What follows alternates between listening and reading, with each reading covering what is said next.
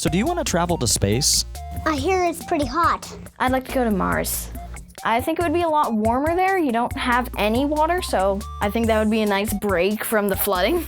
And also, I bet you heard on like the news or something, there's a guy who's trying to build an elevator that goes up to space. Yeah, and I did hear about that. Probably not gonna work. Like the guy's gonna build it like a 1/4 mile long and he's gonna be like, I ran out of budget. Do you guys want to travel to outer space? It's too long. Take too long to get there? Yeah, it's like 5 days. 5 days to get to outer space? Yeah, so you don't want to go? You don't want to travel on a spaceship? Only if you had a mini refrigerator.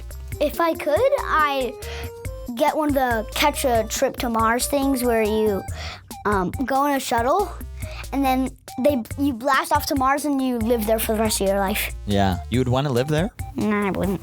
I hear that there's a station where space people live up for like a week or so. Would you want to live up there? If it was a week or a year or so, definitely no. I would be way too hot. Yeah. If they have air conditioning, yes, I would.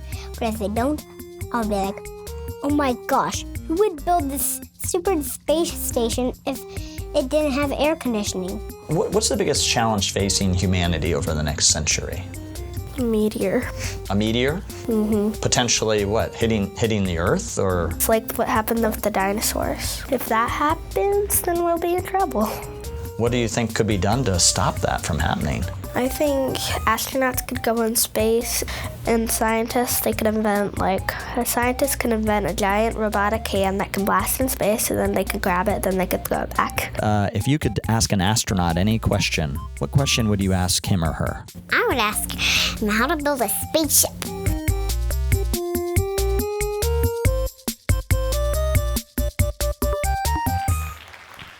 All right, good stuff. That last question is extremely relevant to our next panel.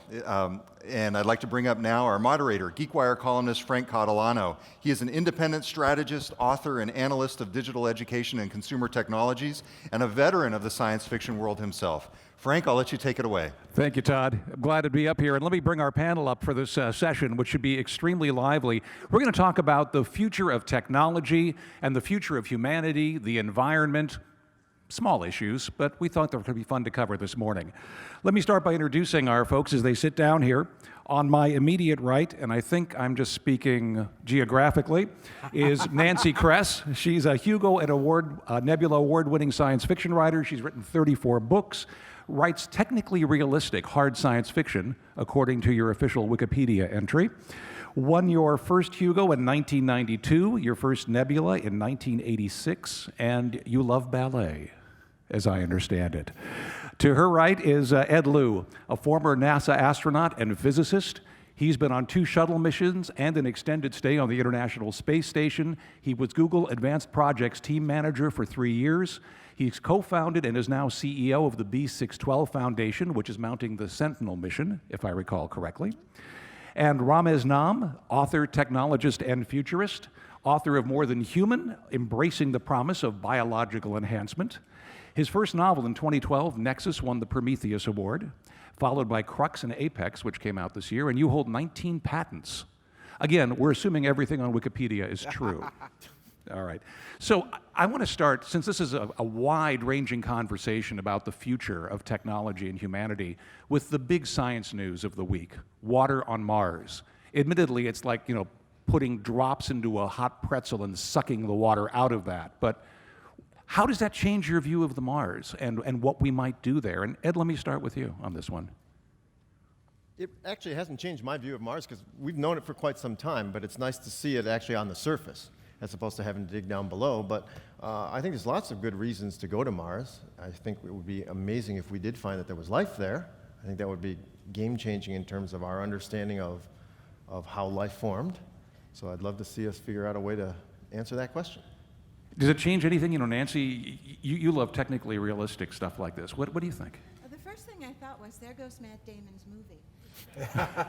But yes, it is extremely exciting, and it might change how we actually plan to go there and what kinds of equipment we pre-ship in order to take advantage of this. Mez, I'm curious too, because, has anybody here seen The Martian? I know it comes out today, but has anybody seen I've read it? the book, which is great. Do you think it changes things, this water on Mars Well, thing? I think there is one big change with this water on Mars, which is, you may not have heard this part, but the Martian water has now been claimed by California for their use. So, no, I don't think it changes much. I mean, just Mars is amazing, it's great, we should go there, but that water is still drier than the driest parts of the Earth. Well, yesterday, on a session, we had a former NASA deputy administrator up here, and she said that the whole idea of space exploration and finding alien life, or life that's not our life here, is follow the water. Do you agree with that? Do you think that water is a requirement for life in the future? Ed's probably better to answer this than I am. What do you think, Ed? Well, it's certainly true here on Earth. So if we're going to look for life that's like what we see here on Earth, then that is the correct thing. The real interesting question is there a life that's different? And frankly, we have no answer to that yet.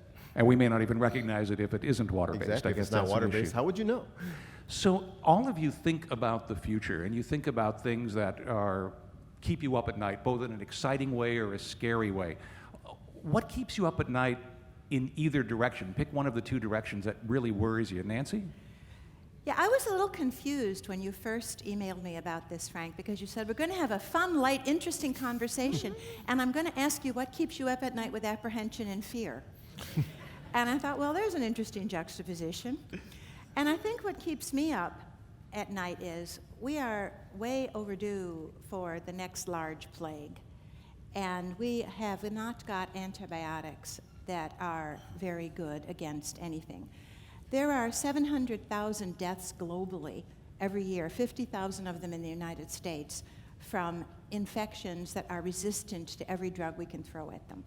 And although there are new ones in the pipeline, and one particularly promising one coming out of Northeastern University in Boston, still, we are vastly underprepared for any kind of plague or any kind of infection.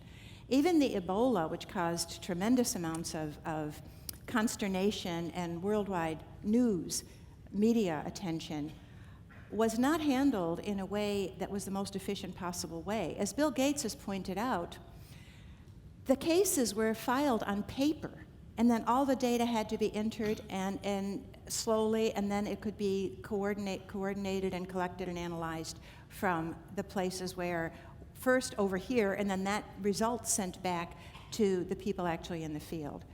We not only need better drugs, we need better systems for predicting, pinpointing, and fast responses to when the next emerging plague does strike, because it will. I don't mean to sound tremendously fearful, but bacteria can replicate a new generation every 20 minutes. They mutate enormously fast. And this is something that we're not braced for, and we need to be. So please touch the food items at lunch only once before moving on. Ed, I mean, naturally someone might assume you're worried about asteroids because of the Sentinel mission. Are you? I'm actually take the other way of looking at this. I think we're on the verge of, within the next 10, 15 years, of being able to protect the Earth from large asteroid impacts, meaning starting in about 10 or 15 years from now, the Earth should no longer be hit by large asteroids. And that's actually a very amazing thing. This process of periodic control-alt-deletes on life on Earth has been happening for 4 billion years. We've had numerous mass extinctions. The dinosaurs is just a well-known example, but it's happened many, many, many times. If in fact you look at the statistics of how many times the Earth has been hit by something that size, it's a few hundred. Okay, so we've had multiple resets.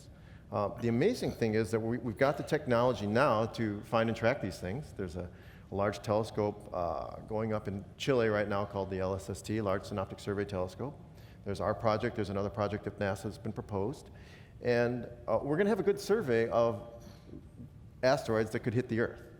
In other words, we'll know decades in advance if something's going to hit the Earth. And then from that point on, you don't actually need Bruce Willis, but it's actually fairly trivial to deflect an asteroid from hitting the Earth. Maybe we can talk about that later. But what this essentially means is that we're only a couple decades from being able to protect the Earth from this point forward, and I think that's pretty amazing. And the Sentinel mission, just for people who may not know, is a fundraising mission right now to put a telescope out there where it can keep an eye on things for us in advance, right? Yeah, the Sentinel mission is an infrared space telescope. It's going to orbit the sun and scan Earth's orbit and basically track each and every asteroid of significant size, accurate enough that you know decades in advance whether or not any of those is going to hit the Earth and when and where. So this is more of an exciting thing for you, keeping you up at night, being able to pull this off. Well, yeah, I guess I'm an optimist. All right. So no robotic hand going out, as the kid said in the video. No, there's other much simpler ways to do this. All right. Mez, how about you? What keeps you up at night either way? Most likely it's checking Twitter and let's move a little further into the future. I'm a huge optimist. I think there are bad things that have happened. More bad things will happen. We have issues with climate change, with antibiotics not working, and so on. But if you look at the numbers, in the last few decades, we've cut poverty in half. We've cut the number of people in hunger in half. More people live in a democracy than ever before. People have more access to information. So it's undeniable to me that the world is getting better, substantially better. Sometimes it's 2 steps forward, 1 step back, or sometimes it's occasionally 5 steps back, and it takes you a while to move forward. It doesn't mean that we're headed for a utopia or that bad things will stop happening, but the best bet about what the world will be like in 2030 is substantially better than today. And in fact, one thing that I'm most excited about, it's these things, right? There's now 5 billion people on Earth have used a phone, at least, maybe 6. 3 billion people are on the internet. We just hit at the end of 2014, half the adults on the planet have used the internet, most of them via a very sort of low bandwidth, intermittent sort of connection. But you look out 15 years and you have nearly everyone on Earth with a supercomputer, with a gigabit connection and an HD camera, and that impact on poverty, on growth, on freedom, on anti-corruption, taking a picture of somebody trying to shake you down, I think is gigantic. So I'm curious. I want to poll the people in the audience here, if I can get them up from their phones for a moment. How many of you read or have read science fiction? I don't mean like watch a movie. Read or have read. Oh, see, hands go down. No, reading requires looking at words. Very good. How many of you were inspired by science fiction in the work you do today, or to take the career you do today? So, a pretty good number. I'd say maybe 5% were inspired, but probably about half read science fiction. So, I'm curious about what you think the role of science fiction is in thinking about the future. We have 2 science fiction writers up here. We have a science fiction fan in the middle. What is the role? Is there a role, or is it just pure entertainment? Nancy? Well, somehow I seem to be appointed the pessimist up here. There's something I worry about in connection with science fiction and the future, and its role in the future, which is this. When we writers write a story about a future scientific development or technological development, we often portray it going wrong, because fiction is about stuff that gets screwed up. Nobody wants to read a 400-page novel where everything goes smoothly. So as a result, we tend to present some of these things in the worst possible light.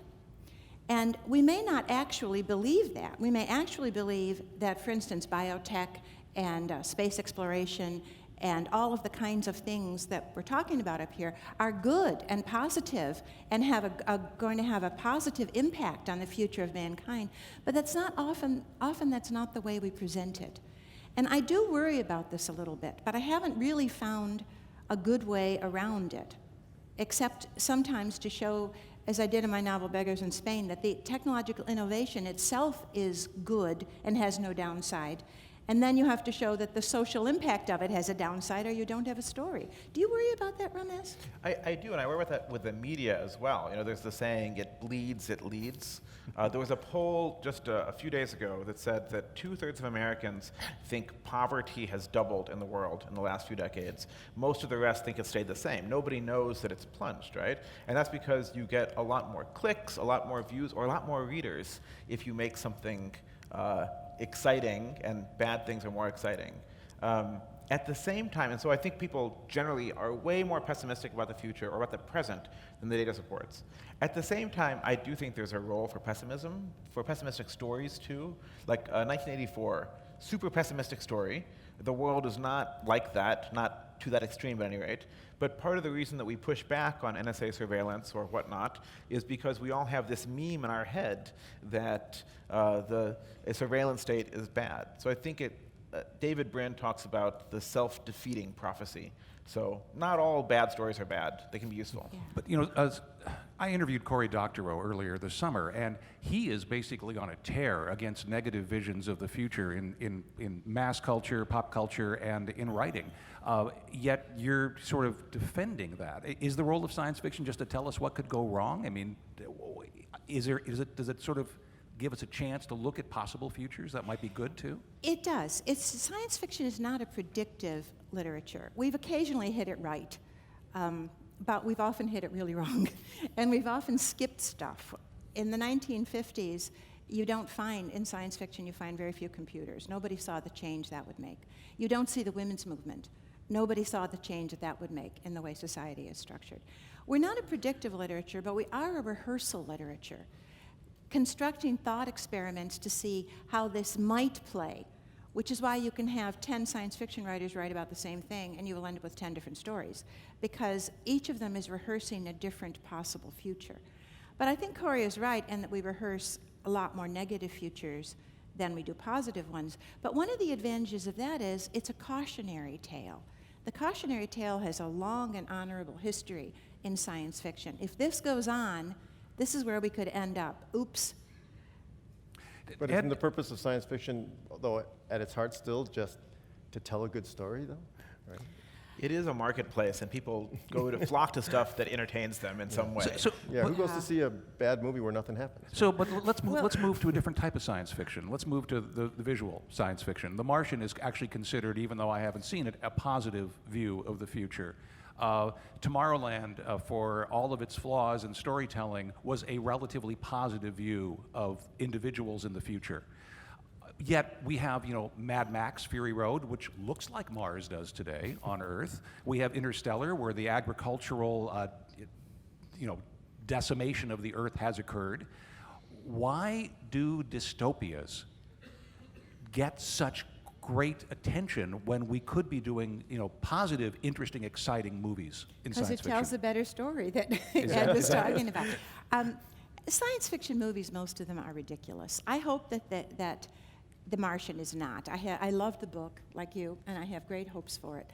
But Interstellar, really? The only thing that can escape a black hole is Hawking radiation and Matthew McConaughey? And where are the biologists in Interstellar? How come nobody's working on fixing the plague? I'm sorry? Where are the biologists in Interstellar? That's right. And in Interstellar, and Moon is even more ridiculous.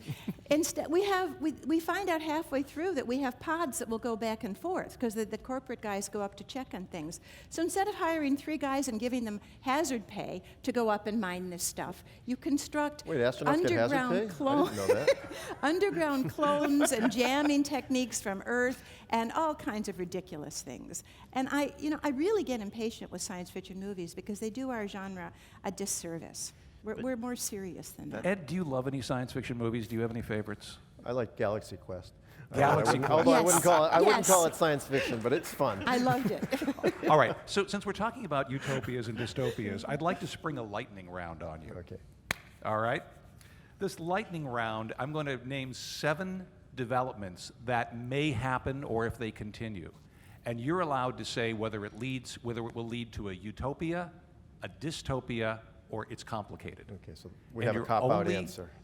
We have a cop-out way. You do have a cop-out, but I prefer you not use it, and you're allowed 1 sentence of explanation. All right, so 7 items, lightning round, utopia, dystopia, or it's complicated. All right? Uber becomes a viable alternative to mass transit. Mez? Utopia, mostly. We can cut the emissions of those vehicles tremendously, and the cost of transport should drop another 1/5. Ed? Utopia, because it'll allow people, especially elderly people who are going to have more and more of who can't drive well, mobility that they don't have now. Nancy? Utopia for the reasons Ramez said. President Donald Trump. OMG. Dystopia. No explanation needed. Yeah. Ed? You're kidding, right? I don't think we need to do a full round here, Nancy. No, I would consider emigrating. It's a utopia for Canada. All right. Robots finally cross the uncanny valley and are human-like. Mez? Utopia. I think there's a huge range of situations where people need more care, where empathy is an important thing, and as Japan has no kids, like robots that are human-like, can increase the well-being of a lot of people there.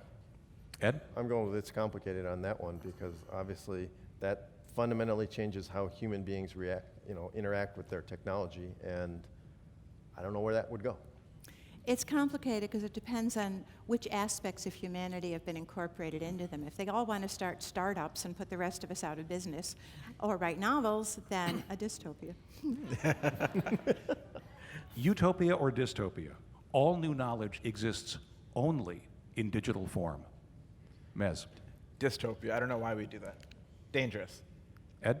Yeah, dystopia, because I think you need dissimilar redundancy is what we call it in the space program. Two different ways of doing the same thing is a lot more robust than putting everything in the same format. Impossible, because it has to exist inside heads as well, in flesh form. So you have, like, what is it they call that, grayware? It can't exist only in digital. It has to exist in grayware because somebody put it in there. The iPhone 17s. It's about this long. Who cares? Okay, so it's not even it's complicated. It's sort of like, why are you mentioning this question? All right, Ed? I don't know. I have an Android, so. All right. Yes. Nancy? I am technologically inept, and I just transitioned from my ancient BlackBerry, so I'm the wrong person to ask. The Internet of Things. In other words, toasters finally know before you want it that you want that slice. Mez? Ooh, it's complicated. Tons of upside in energy and health and transport, and it's nothing like secure at all. Yeah, I would say it's complicated because it introduces whole new failure modes to all the things that we rely on, like water and electricity and all of the basic utilities, and I don't think it's been thought through very well. It's complicated because although I do want my toaster to anticipate, and especially my coffee maker when I'm semi-conscious in the morning, to anticipate me, we get hit with one good EMP, and there goes the ball game. All right, our last area for utopia or dystopia, self-driving cars reach 50% market penetration. Utopia. 500,000 lives a year saved, lower carbon emissions, a third of the land in cities that's currently used for parking given back. Amazing. I think it's utopia, but I still like driving. I just enjoy doing it. Utopia, I hate driving.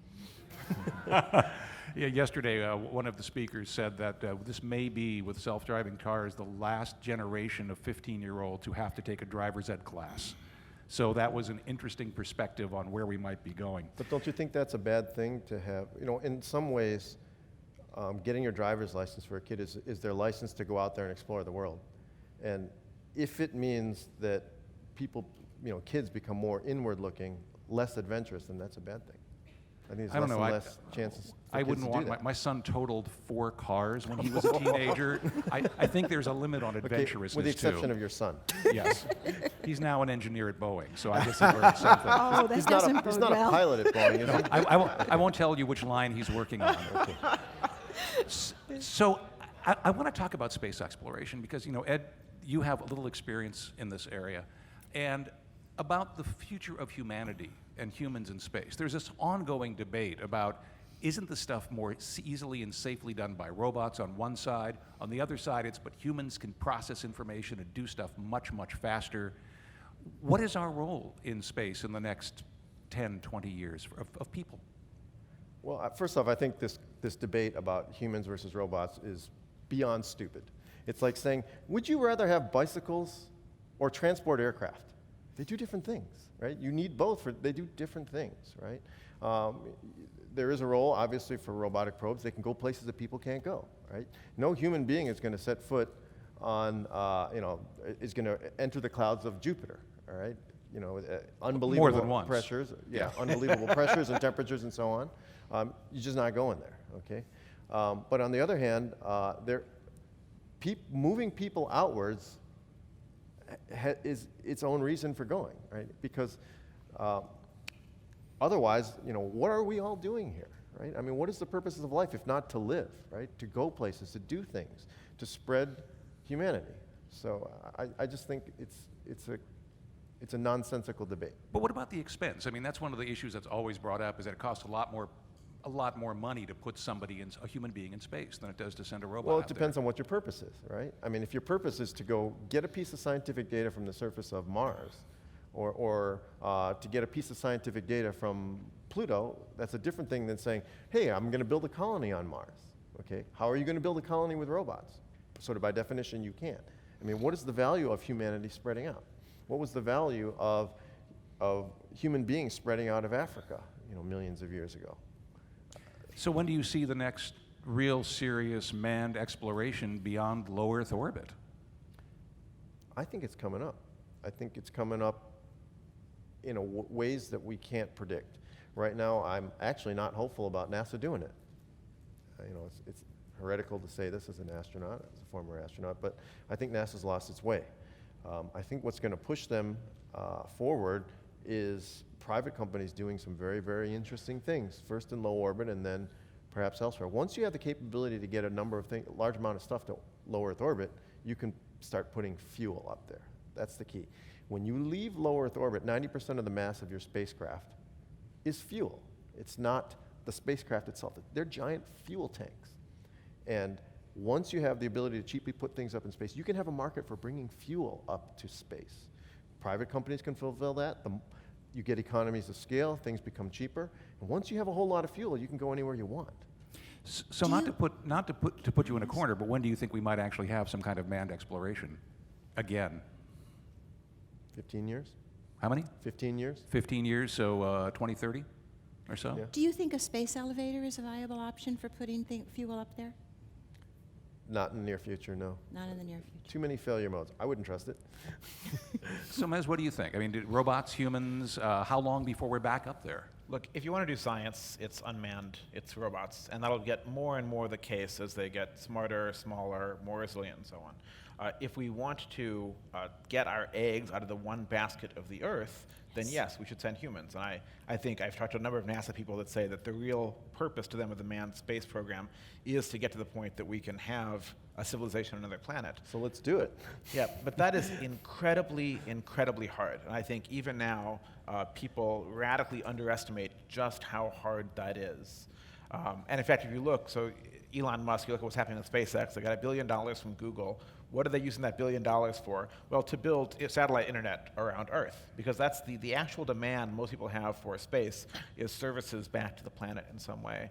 And I think it will be a century or more before we have people actually living in a sustainable way that doesn't depend on Earth, on other planets. Nancy, does this gel with your thinking about the future of yes, humanity? looking far ahead, I would definitely agree with Ed that we are going to need to spread out past Earth, especially if we don't do some things like get climate change under control. And that may be the only human civilization that ends up out there. And yes, it's going to be very expensive and very hard, but most new endeavors are in the beginning. And also, like you, I'm very, very enthusiastic about private enterprise doing it over governments. They can move faster, they can make decisions more easily, and they're not dependent on public funding in the same way. Elon Musk and Richard Branson are two of my heroes. And Although they are dependent upon public fund, or at least SpaceX is dependent upon public funding. I'm curious about that because we have planetary resources here. We have there's Blue Origin, there's SpaceX. Many people in the Seattle area are involved in sort of this new privatization of aerospace as well as in Silicon Valley. What is their Foundation? B612 Foundation. B612 Foundation. What is the? What do you think the near-term success of these enterprises will be? I mean, will we see great success or some great failures, or a little bit of both? A little both. All right. Who do you think is going to succeed? Always easier to answer after it's all done, right? But a number of them have already show great promise. SpaceX is already launching things into space. They're already launching things to the International Space Station, and they're going to have the capability to send people up real soon. Blue Origin is already had some successful launches. They're building some rocket engines, and I expect that they'll eventually be successful too. And the suborbital guys, I'm just going to put in a different category because they're really just trying to just go up, straight up and straight down. So I think of them a little bit differently. So Glenn Fleischman, who a satellite writer, writes for The Economist, is Glenn in the room? It would not surprise me if he was. He had an article for The Economist several months ago, maybe 6 months ago, that pointed out something that sort of blew my mind. which is the #1 development in space right now actually is Moore's Law. Because it's allowed us, in the way that these things have gotten more powerful, it's allowed them to take satellites that once weighed a ton and get them down to 50 kilos or something like that, and less. And now we have these CubeSats and microsats. Except for the fuel. Except for the fuel, but the cargo itself is smaller. Yes. So I think that's what you'll see. You're going to see a lot of digital tech in space, more than we could ever imagine. But I think that a lot of the manned stuff is going to go through another boom-bust cycle, most likely.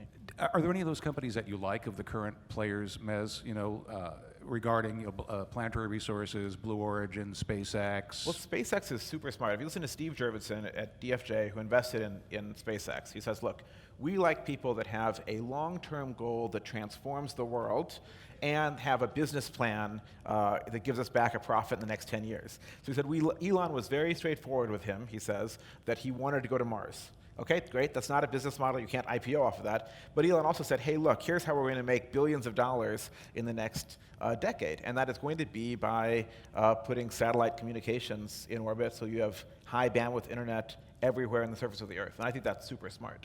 I think that has a better chance than people that are really oriented on space for space's purpose. So is NASA dead? Does NASA have a role going forward? I defer to Ed. Oh, absolutely, yes. I mean, they're certainly not dead, but they are, I would say, a bit lost at the moment, especially on the manned side. The unmanned, the sort of scientific probes, this is a very good age. A lot of interesting things going on, a lot of great successes. But that's because you can run that enterprise in little chunks that are successful missions, right? Whereas the manned missions, you really need to have something there. Need to all hold together in some way, otherwise you're just doing random stuff. And I think Nancy, there's no big picture goal. No big picture at all at NASA?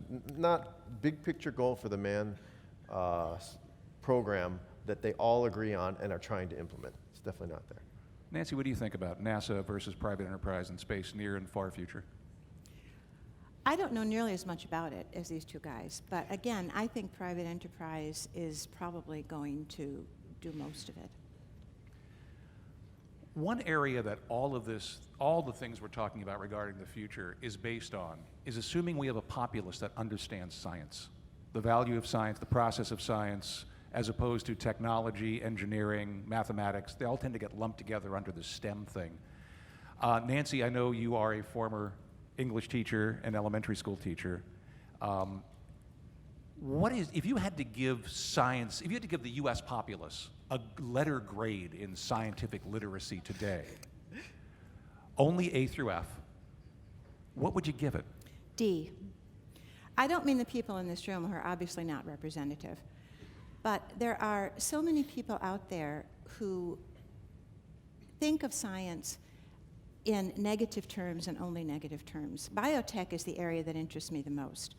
And we already are using a lot of genetic modification, and we're going to need a lot more if we're going to support the 9 billion people that are going to be on Earth by 2050. We are going to need genetically engineered crops.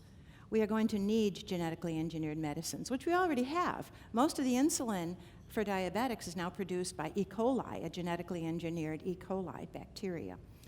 When I was teaching a course at the college level, remember this is the college level, in science fiction, one of the books that we used was Kim Stanley Robinson's Red Mars.